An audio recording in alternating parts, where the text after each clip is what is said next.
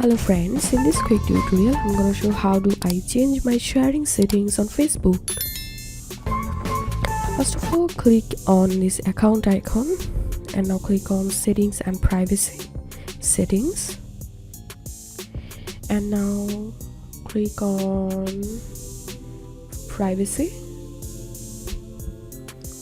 and your activity section you will find this who can see your future post, and click on it, and from here you have to, and from here if you select here public, any people can share your Facebook post, and if you select friends here, then your only Facebook friend will see the post and can be share your post, and if you select only me, then your anyone can be see your post, and you can make it specific friends. Some people can be share your post.